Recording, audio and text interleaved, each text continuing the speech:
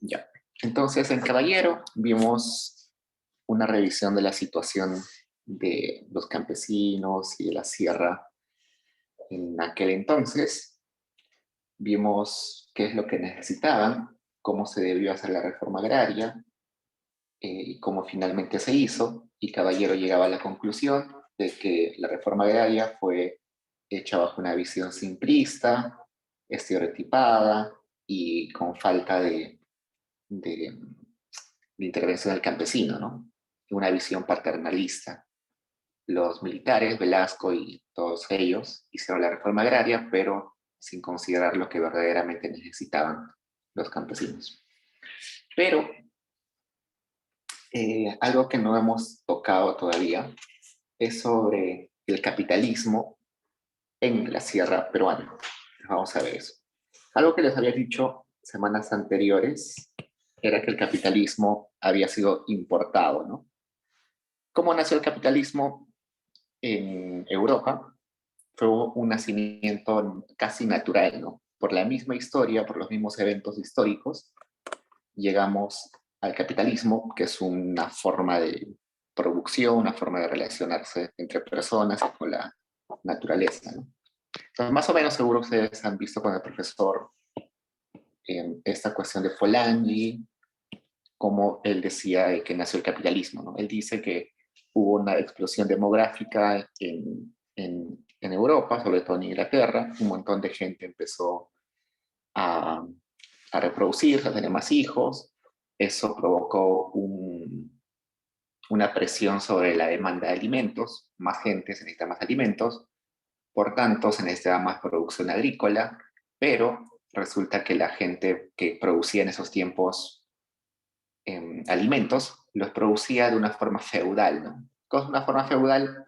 Simplemente produzco para el autoconsumo, produzco un poquito quizás para intercambiar, las tierras no son muy valoradas. Ustedes imaginen un feudo, ¿no? Un señor feudal que tiene un montón de tierras, las tierras ni siquiera las tiene cercadas, están simplemente así abiertas, tiene una cantidad de siervos que viven en sus tierras, estos siervos le tienen que retribuir al señor feudal con su lealtad y trabajando en sus tierras para que pueda tener ganancias el feudal, y el siervo parte de esa producción se la queda para subsistir. Ahí no hay una relación de trabajador con empleador, ¿no? Simplemente es siervo. No hay salarios, no hay un mercado de trabajo, no hay un mercado de tierras porque las tierras son muy poco valoradas, ¿no? Resulta que con este crecimiento de la demanda de alimentos por el crecimiento de la población es necesario más producción. Y como es necesario más producción, las tierras se vuelven más valoradas. Entonces toda la gente dice, wow, esto de producir alimentos es muy rentable, eh, voy a cercar mis tierras, ¿no? Mis tierras que antes no valían nada, estaban así libres, ahora las cerco y aparece el cercamiento de tierras. Eso Marx lo va a llamar la acumulación originaria, donde las personas se hacen dueños de los factores productivos. Y bueno, eso genera luego una visión de decir, ah, esto es valioso, entonces yo tengo propiedad sobre esto, nadie más puede usufructuar este bien, esta tierra, y por tanto empieza a nacer la mentalidad capitalista, ¿no? Produzco, tengo excedente, lo vendo, tengo ganancias. Así nace el capitalismo, de una forma históricamente natural, porque el proceso histórico, la evolución de la población, la evolución de las ideas, desembocan en eso, ¿no? Una necesidad hace que nazca el capitalismo. Pero en la sierra peruana, el capitalismo no nace así naturalmente, sino es importada. Entonces, esa mentalidad capitalista, esa forma de producción capitalista, no nace, sino la traen eh, la gente que va de... Primero, los... A ver, el Estado cuando llega a la sierra trata de implantar el uso de moneda, trata de incentivar la producción agrícola, luego van empresarios, luego el comercio se expande hacia la sierra y ahí es como que se mete el capitalismo a la sierra. pero no de una forma natural. Vamos a ver qué representa una importación del capitalismo. Entonces, cuando el capitalismo entra a la sierra, es una revolución comercial, ¿no? Porque ahora los bienes no solamente se truecan, no solamente hay trueque, sino ahora hay intercambio en base a moneda, y además ya no se produce solamente para vivir o para subsistir, sino se vive para generar ganancias y acumular esas ganancias, que es acumular capital, ¿no? Pero no solamente es una cuestión económica, sino también es un cambio cultural. Cuando no había capitalismo en la sierra, toda la gente trabajaba por reciprocidad, por redistribución. Yo trabajaba una semana en tu chacra, luego tú trabajas en mi chacra una semana, eh, yo te doy maíz a cambio de papa, ¿no? Hay una relación de iguales, todos son iguales. Cuando llega el capitalismo, ya hay una relación de jerarquización social. Yo te contrato para que trabajes en mi chacra a cambio de tanto dinero. Yo te doy trigo a cambio de tanto dinero. ¿No? Entonces se generan relaciones sociales donde ya hay jerarquía, no todos son iguales. Hay un empleador, hay un empleado, hay un vendedor, hay un comprador. Y eso, aunque a ustedes les parezca obvio, natural en nuestro entorno, eso es un choque muy fuerte para una cultura que está basada en relaciones más igualitarias, más horizontales, ¿no? Entonces, si tenemos una revolución comercial, la economía se vuelve más capitalista, la cultura se vuelve con nuevas relaciones sociales. Uno esperaría de que el capitalismo en la sierra modernice la sierra, ¿no? Ahora hay mercado de tierras, ahora hay mercado de trabajo, ahora hay transacciones, ahora por tanto la producción va a ser más eficiente, ¿no? Pero resulta que todo eso no genera modernización.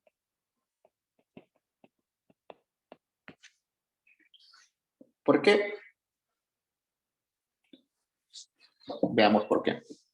Una, una forma en la cual se materializa esa no modernización es que las tradiciones de cultivo, las formas de cultivo o la tecnología de cultivo sigue siendo la misma. O sea, ustedes le dicen, sí, el capitalismo ha entrado a la sierra. Entonces uno pensaría, entonces la producción de papas va a ser más eficiente, va a haber más maquinarias, va a haber más semillas mejoradas, mejores abonos, ¿no? Uno pensaría eso, pero no. Resulta que llega el capitalismo, pero se sigue utilizando la misma producción, con herramientas antiguas, utilizando el arado de la época de los incas todavía, haciendo producción de pequeña escala. Entonces no se traslada esa supuesta promesa de modernización en la producción. Resulta que ese capitalismo no impacta en la forma de producción agrícola, pero sí va a impactar en otros sectores productivos. Por ejemplo, en la minería, en el sector de comunicaciones, en el comercio, son áreas donde el capitalismo sí impacta y se cambia un montón las formas de producción, pero no en la agricultura. No en la agricultura. Pero resulta que el grueso de personas que viven en la sierra depende de la agricultura, ¿no? Entonces, el sector que debió modernizarse con el capitalismo no se moderniza. Lo único que pasa en este sector agrícola es que se monetiza. Entonces, las familias antes no tenían ingresos monetarios, todo era trueque, todo era reciprocidad. Ahora resulta de que del 65 al 80% de los ingresos de las familias se vuelven monetarios.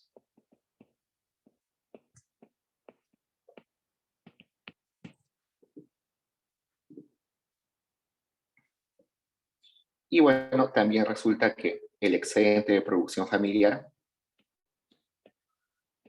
se va al mercado, ¿no? Al mercado para que sea cambiado por dinero. pero solamente es monetizar, ¿no? O sea, solamente estoy incorporando esa parte pequeña del capitalismo que es tener moneda. No estoy incorporando necesariamente una mentalidad capitalista ni una forma de producción capitalista. Y eso va a llevar a que no se acumule capital. Entonces, como no se piensa de forma capitalista, los campesinos no empiezan a pensar en ganancias, sino solamente siguen pensando de la forma de satisfacer necesidades inmediatas y no de acumular. Y bueno, esa monetización también va a impactar en que va a haber asalariados, algo que no existía antes, la gente se vuelve asalariados. Y bueno, también se va a crear algunas clases sociales, no clases sociales, pero sí tipos de personas. Por ejemplo, en el texto dice campesinos con salario y proletarios con parcelas.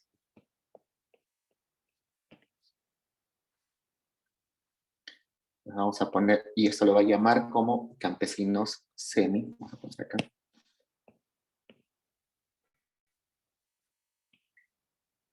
Campesinos semiproletarios. Entonces, los campesinos, que antes eran, como imaginamos un campesino, ¿no? En el campo, produciendo sus bienes, haciendo trueque, pero ese campesino parte de su tiempo lo va a dedicar también al mercado, va a vender su fuerza de trabajo al mercado, parte de su producción la va a vender al mercado, entonces se vuelve como una clase híbrida, ¿no? Mitad campesino, mitad proletario que vende su, su, su producción. Entonces, vamos a ver qué pasa con con esto. Vamos a poner acá cómo debió ser. En ese momento, cualquier ideólogo marca. Una pregunta. Sí, sí, antes de que pases a eso, ¿el cambio cultural de ser asalariado tiene desventajas en la parte de la sierra o no? Solo es un cambio. Mm, buena pregunta. Depende con qué lo compares, ¿no? Por ejemplo, si lo comparas con la situación de no tener salario, pero trabajar en una hacienda, evidentemente el salario es mucho mejor, ¿no? Porque como un compañero dijo, compañera dijo la semana anterior, había la sierra subsidiaba la costa, ¿no? Porque no se consideraba del todo el costo del trabajo. En esa situación, cuando estabas con los hacendados, ganabas, o bueno, te pagaban de alguna forma, en especies quizás, pero no era un salario de eficiencia, no era un salario mutuamente acordado, no era un salario de equilibrio. Yo diría que haya introducido el salario sí fue mejor, ¿no? Porque de una forma que exista un salario implica de que haya un cierto nivel de negociación entre el que contrata y el trabajador, ¿no? Sí. En ese sentido sí, porque bueno, ya hay algo de negociación para tener el salario, ¿no? En el caso anterior, donde estábamos en un sistema semifeudal de hacienda, el trabajador tenía que trabajar sí o sí, ¿no? O el campesino tenía que trabajar sí o sí, no podía negarse a trabajar. Entonces sí, esa relación sí es, en términos de derechos, de lo que la gente puede elegir, es mucho mejor, ¿no? A ver, ¿cómo debería ser la introducción o qué debería generar la introducción del capitalismo a la sierra? Entonces, cualquier teórico te debería decir, introduces el capitalismo a la sierra, debería ampliar mercados, ¿no? Crear nuevos mercados. Seguro antes no se comerciaba ciertos productos en la sierra, como textiles, como vasijas, como ollas, ¿no? Ahora se genera un mercado. Y también los bienes que estaban en la sierra, no sé, la lana, no sé, el chuño, la moralla, también van a tener un mercado, ¿no? Entonces, introducir el capitalismo genera mercados. ¿Debería aumentar la productividad? Como ahora introduces el capitalismo, introduces nuevas tecnologías, por tanto, debería ser más eficiente al producir. ¿Qué otro efecto debería tener? Debería haber proletarización, ¿no? Proletarización. Proletarización. Los campesinos dejan su producción en el campo y se dedican a ser obreros. ¿Qué más debería haber? Absorción de la mano de obra. Los trabajadores son absorbidos por el sector moderno, por el capitalismo. ¿Qué más? Cambio político. Los campesinos deberían volverse proletarios y al momento de ser proletarios se genera una clase social que va a tener poder político. ¿Qué más? Desarrollo tecnológico, ¿no? Hay acceso a mercado de nueva maquinaria y bueno, finalmente monetización.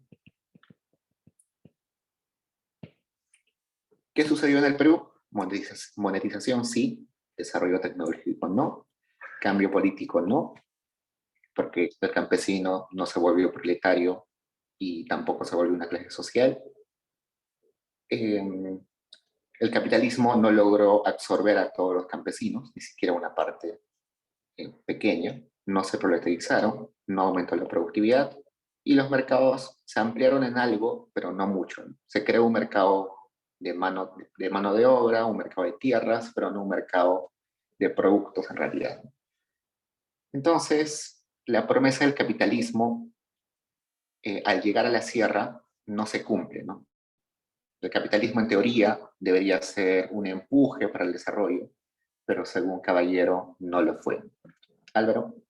Profesor, una consulta. ¿Cuál fue el rol del Estado para que esto no se cumpliera? Buena pregunta. Sí. Resulta que la introducción del capitalismo, que es una forma de pensar sobre todo, es un conjunto de ideas y de comportamientos, llegó a la sierra sin ninguna intervención del Estado. Entonces, más que fue, en otras palabras, la ausencia del Estado el que hizo que el capitalismo no funcione.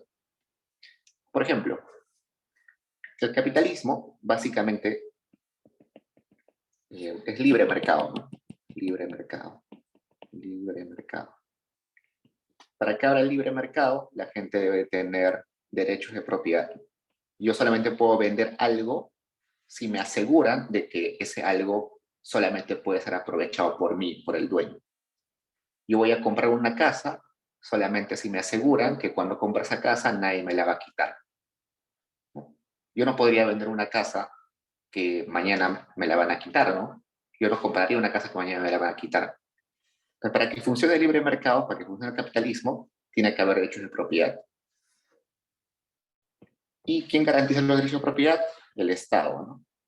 Entonces, esto es un ejemplo de cómo para que funcione el capitalismo tiene que haber un Estado debajo. No necesariamente un Estado grande, pero sí un Estado fuerte, que pueda garantizar derechos de propiedad, pueda garantizar la resolución de conflictos dentro del mercado, que pueda regular algunos mercados que son monopólicos, que pueda, eh, que pueda empujar a la inversión en capitales. Esas cosas no las hizo el Estado porque en ese momento el Estado solamente estaba en Lima, ¿no? Inclusive luego de la reforma agraria, sí, el Estado entró un poco a la sierra, pero no de una forma determinante para que pueda impulsar ese cambio en la economía, ¿no? Entonces fue en realidad una ausencia del Estado. Para que haya un capitalismo, tiene que haber instituciones fuertes, ¿no? Cuando hablo de instituciones fuertes, estoy hablando de un sistema de justicia desarrollado, derechos de propiedad, reglas claras, no sé, leyes, ¿no? Todo eso. Y eso no había en ese momento. Y eso dejó que el capitalismo entre, pero simplemente sea un poco destructivo, ¿no? En el texto hay una parte donde dice que el capitalismo destruye y construye a la vez. Destruye, por un lado, la economía campesina, pero construye un sistema monetario dentro de la sierra. Dice algo así, no me recuerdo. Dice que el capitalismo, cuando entra a la sierra, destruye trabajo, no construye, algo así. Entonces, sí, el capitalismo por naturaleza es un destructor, ¿no? Y no lo digo de mala forma. Si ustedes ven el capitalismo, se basa en competencia, ¿no? Cuando hay competencia, siempre va a haber un perdedor que va a tener que salir del mercado y luego va a ser sustituido por otro más eficiente, ¿no? Entonces, los menos eficientes en un mercado libre siempre van a salir perdiendo. Por eso se dice que el capitalismo destruye. Si tú no eres competitivo, seguro que el mercado te va a eliminar. Y está bien, ¿no? Sale un producto a la venta, no es eficiente, seguro nadie lo va a comprar y siempre se va a quebrar. Entonces, eso pasa también en la sierra, ¿no?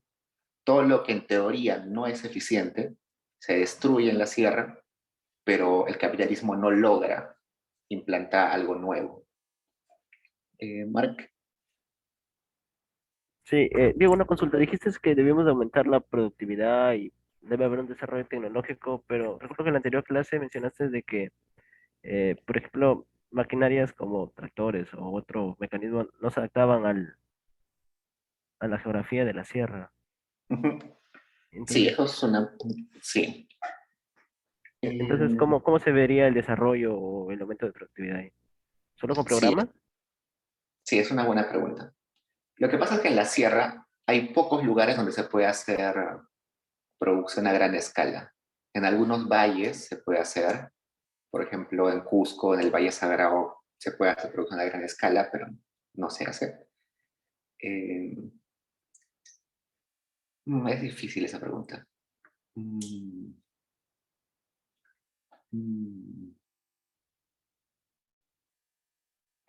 sí, o sea, el, el capitalismo en la sierra, sobre todo, se debería impulsar en la producción a pequeña escala, pero de productos, de algunos productos, ¿no? Por ejemplo, el maíz no necesariamente se produce a gran escala. El trigo sí, ¿no? El trigo, si no produces a gran escala, no es rentable. El trigo tiene que literalmente producir en hectáreas. Si no produces en hectáreas, no es nada rentable. Pero el maíz sí puede producirlo en pequeña escala y es muy rentable. Entonces, quizás sí, introducir tecnología capital, pero impulsando productos que sí se pueden producir en pequeña o mediana escala. Ariana. Sí, conforme a lo que mencionaste de que el capitalismo es destructivo y haciendo una comparación con la clase pasada, entonces, necesariamente todo capitalismo tiene que terminar en un imperialismo como No. al final. Esa es una pregunta filosófica en realidad. Y es algo que se preguntaba Marx y los siguientes, y sus seguidores que luego vinieron, ¿no? Para Marx, por ejemplo, el imperialismo es una fase inminente del capitalismo. Sí o sí vamos a llegar al imperialismo en algún momento. Del mismo modo que luego el imperialismo es indudable para Marx que vamos a llegar a un socialismo y finalmente a un comunismo, y después el comunismo se va a destruir y vamos a volver a otro tipo de sistema económico, ¿no? Pero, o sea, eso es una pregunta filosófica que Marx te respondería, sí, es inevitable, vamos a llegar al imperialismo. Pero empíricamente también parece que sí. O sea, si te das cuenta, actualmente las grandes empresas del mundo pertenecen a unos cuantos países, ¿no? No sé, Amazon, Google, Facebook, todos ellos pertenecen a unos cuantos países y nada más, ¿no? Entonces, eso no lo dice Caballero, pero citando a Marx, sí, ¿no? Es inevitable llegar al imperialismo. ¿Alguien más pregunta, chicos? Y lo último que va a decir Caballero es que el capital subordina al trabajo en la sierra. Entonces, cuando se introduce el capitalismo, la idea es de que todos los mercados crezcan, que el capital pueda estar a la par con el trabajo, complementarse con el trabajo, absorber a los campesinos, insertarlos a una forma de producción moderna, ¿no? Entonces todos felices, ¿no? Pero resulta que, según Caballero, el capitalismo subordina el trabajo en la sierra. ¿Eso qué quiere decir? Que, un ejemplo claro, ¿no? Ustedes ven en las minas producen un montón, las minas básicamente son capital, utilizan muy pocos trabajadores, su gasto en mano de obra es muy pequeño, pero al lado de las minas hay un montón de campesinos que no tienen, que viven como que atrasados en el tiempo, entre comillas, porque no tienen acceso a muchos recursos básicos, ¿no? Eso es lo que dice Caballero. En la sierra se vuelve más importante el capital, por eso es que se desarrolla la minería, el comercio, eh, las, las comunicaciones, pero no se desarrolla el mercado de trabajo porque simplemente eh, se hace rentable eso, ¿no? Es como, ustedes recuerdan eso de la maldición de los recursos naturales. Entonces, como lo más rentable en la sierra es minería, entonces todos los capitales se van a la minería. Ningún capital se va a desarrollar habilidades en los trabajadores. Ningún capital va a, a desarrollar servicios en la sierra, ¿no? Entonces, eso hace que se subordine al capital, sea más importante el capital. No, Álvaro. Profesor, ¿se puede decir que el capitalismo de esa época en la sierra es un capitalismo de sectores de alta, como de alta rentabilidad, mientras se deja Sí. otros sectores de lado? Sí, entonces sí, tienes mucha razón. Entonces, la economía en ese momento, el capitalismo, se va a los sectores de alta rentabilidad, que coincide con ser los sectores de capital intensivo, ¿no? Los sectores que no son rentables son los sectores de mano de obra intensiva. Entonces, esos sectores donde la mano de obra es intensiva, como es la manufactura, la artesanía, los servicios, la agricultura, son los que quedan atrasados, ¿no? Y una vez que sucede eso, se genera una dependencia en el tiempo, ¿no? Ya despegó la minería, ya despegó el comercio, pero todavía están sin despegar otros sectores como la agricultura. Y lamentablemente ese sector de agricultura es el que mantiene a la mayor cantidad de pobladores en la sierra. Entonces, en términos de bienestar, el capitalismo entra, pero no termina generando bienestar a la mayoría, ¿no? Solamente a unos pocos que están en los sectores favorecidos. Preguntas, chicos.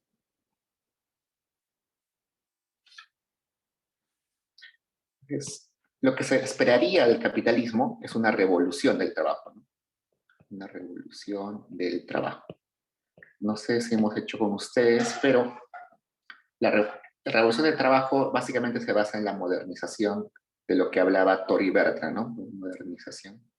Que todos los que estaban en el sector tradicional pasen al sector moderno, ¿no? Eso sería la revolución del trabajo según Caballero.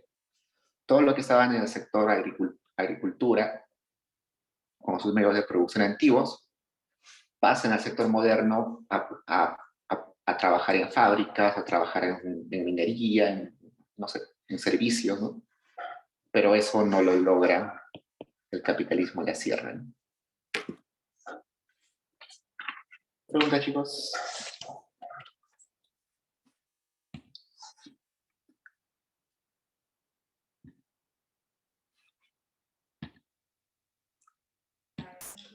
Profesor, una consulta.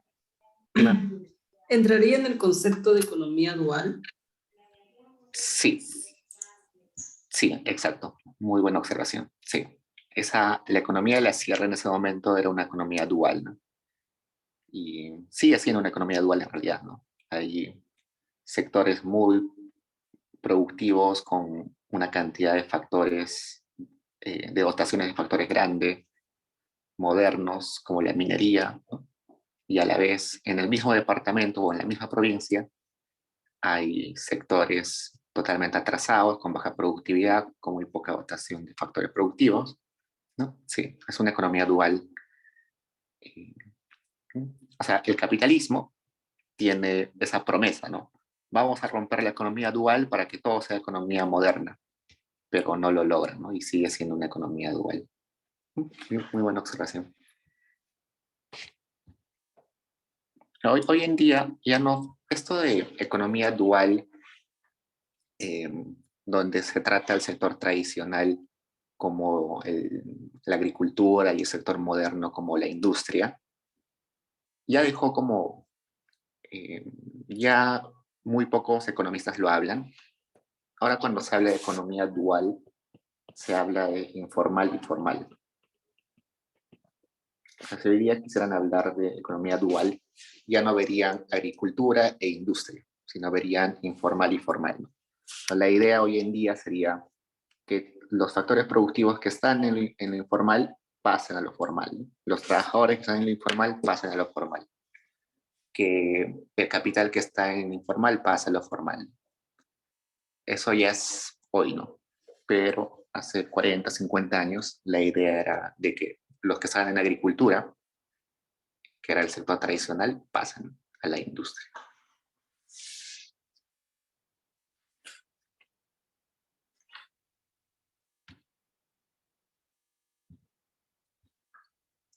Pregúnteles.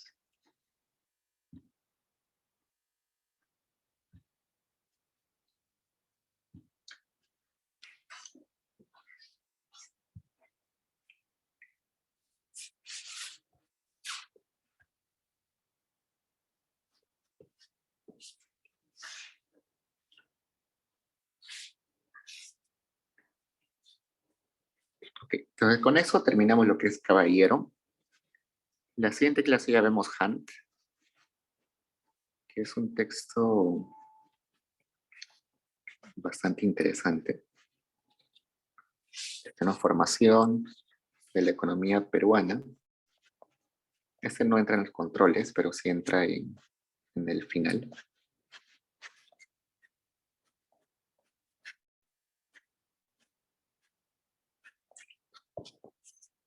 Y bueno, ahora tienen hasta las 7 para darle una repasada eh, a sus textos.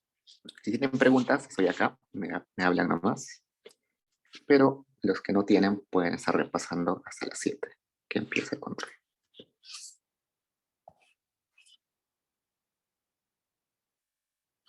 Acá me dice por qué no soy el cambio político.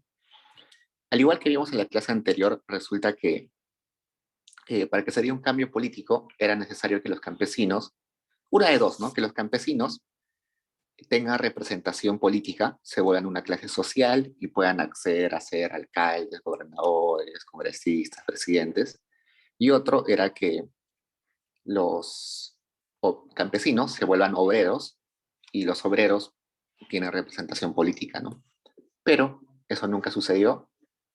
Eh, la idea de Caballero era que el Estado debería impulsar eso, ¿no? El Estado, y bueno, el Estado sí trató de hacerlo, pero no resultó. Les conté en la clase anterior de esto del SINAMOS, el Sistema Nacional de Movilización Social. Este sistema nacional de movilización social era como, es difícil de explicar porque no ha existido nada parecido en los últimos años. A ver, cuando llegó Velasco al poder, Velasco se dio cuenta que él no tenía un partido político, tampoco tenía seguidores. Entonces él decía, "Oh, si yo voy a entrar como presidente y el Congreso no aprueba las cosas que yo hago, ¿quién me va a defender? No tengo un partido, no tengo seguidores, ¿no? Es como que tu gobierno va a ser muy débil, no tienes una bancada parlamentaria, no tienes congresista, no tienes partido. Entonces lo que hizo es crear ese sistema. Este sistema en la práctica era el partido político de Velasco. Era como una oficina dentro del Estado que tenía representantes en todas las partes del país, que coordinaba con los dirigentes campesinos, dirigentes estudiantiles, dirigentes obreros. Entonces, con ellos se movilizaban, ¿no? Entonces decía, por ejemplo, vamos a hacer la reforma agraria. Entonces, estos representantes eh, contaban a cada dirigente y les decía, vamos a hacer esto, esto, esto, necesitamos su apoyo. Entonces salían a las calles a apoyar a la reforma agraria, salían a las calles a apoyar la reforma educativa, salían a las calles a apoyar cuando el Congreso estaba en contra de Velasco. Bueno, no había Congreso, ¿no? Pero bueno, cuando los políticos estaban en contra de Velasco, ¿no? O sea, cuando alguien estaba en contra de Velasco, ese conjunto de actores que estaban articulados por el Sinamo salían a las calles a protestar. Entonces, en la práctica funcionaba como un partido político, ¿no? Esta idea de movilizar a la gente tenía como fin luego desaparecer cuando los campesinos ya se puedan organizar por sí solos, ¿no? Esto era como un inicio, enseñarles a cómo organizarse, enseñarles a cómo apoyar eh, las causas del gobierno y cómo también reclamar al gobierno. Lamentablemente el Sinamos apenas Morales Bermúdez tomó el poder, fue eliminado, pero este fue un intento, ¿no? Como no tuvo éxito el Sinamos, desapareció, no se logró que el campesinado se vuelva una clase política, tenga representantes, pueda hacer presión al gobierno, ¿no? La idea es, ¿no? Como, no sé, como la CONFIEP, ¿no? La CONFIEP es un grupo de empresarios que tienen sus intereses y que tienen múltiples formas de influenciar y presionar al gobierno, ¿no? Y está bien, ¿no? Si tienes unos intereses, está bien. Pero también debería haber un órgano parecido que pueda influenciar y presionar al Estado, pero que ese organismo sea de campesinos, ¿no? Otro organismo que sea de estudiantes universitarios, otro que sea, no sé, de jubilados, ¿no? Está bien que cada grupo pueda organizarse y presionar políticamente eh, al gobierno y ponerse en contra de algunas cosas, ¿no? Eso es lo que se debió hacer con el Estado, pero con el campesinado, pero nunca se pudo, ¿no? Entonces, cuando llega el capitalismo, la idea es esa, ¿no? El capitalismo es básicamente que todos, cuando hablamos de atomicidad de compradores y vendedores, estamos hablando de que todos participan en el mercado. Y si todos participan en el mercado, todos tienen algún tipo de voz económica y política, ¿no? Si no, no serías un agente económico. Para ser un agente económico tienes que tener voz tanto en el mercado, tanto en la sociedad y tanto políticamente, ¿no? Pero no, eso no sucedió cuando llegó el capitalismo allí. Una de las cosas que quizás no se habla mucho es que cuando estamos hablando de libre mercado, ambas partes, tanto empresas como consumidores, deberían tener el mismo poder de negociación para llegar a un equilibrio de precios y cantidades, ¿no? Solamente cuando ambos tienen el mismo poder de negociación, están en las mismas condiciones, tanto políticas, económicas y sociales, es que van a llegar a un equilibrio donde ambos ganen, donde sea un equilibrio justo en términos capitalistas, ¿no? Si el empresario tiene más poder de negociación, más poder político, más poder social, entonces va a poner un precio mayor y eso ya no es un equilibrio de competencia perfecta, ¿no?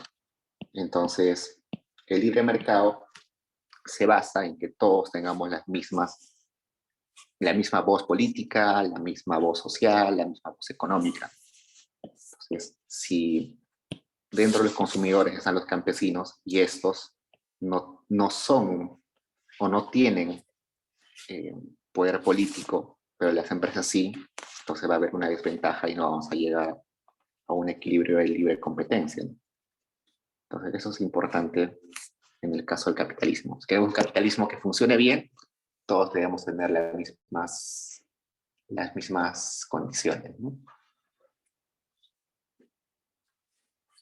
Pregunta, chicos.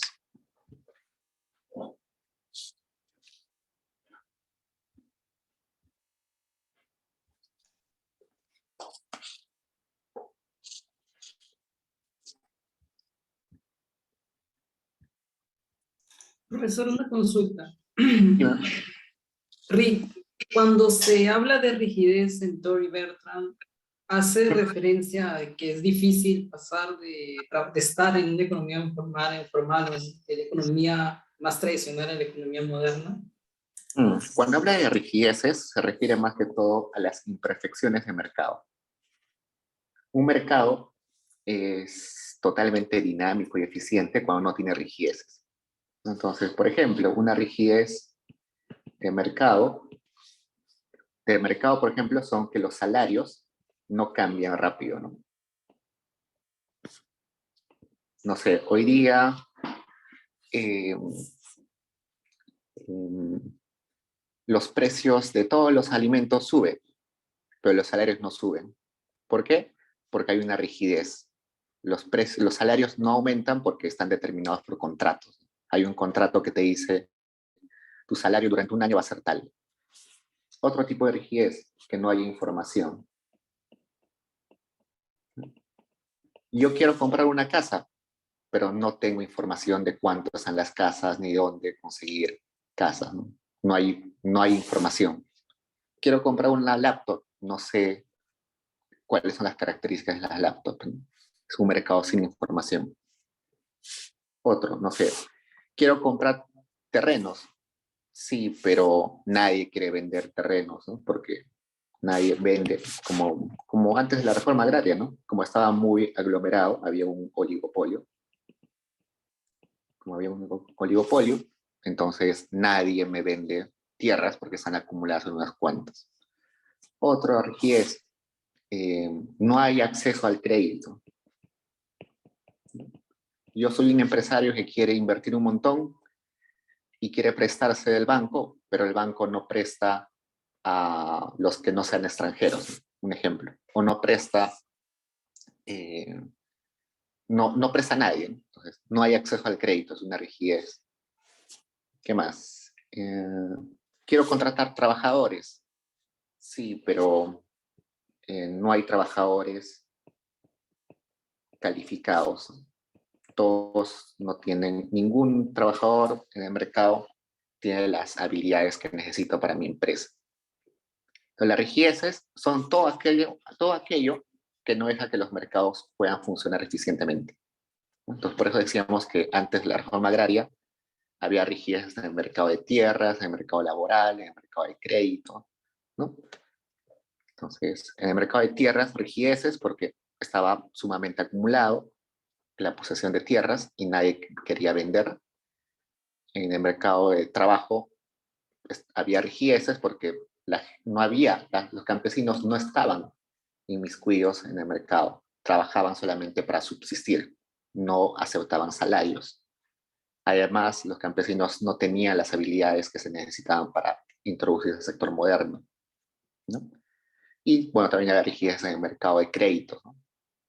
En el Perú no había muchos bancos, los bancos que habían prestaban solamente a algunas familias, no a todos, los requisitos eran imposibles de cumplir para que te den un crédito. Entonces, esas son las rigideces que no permiten que una economía funcione bien.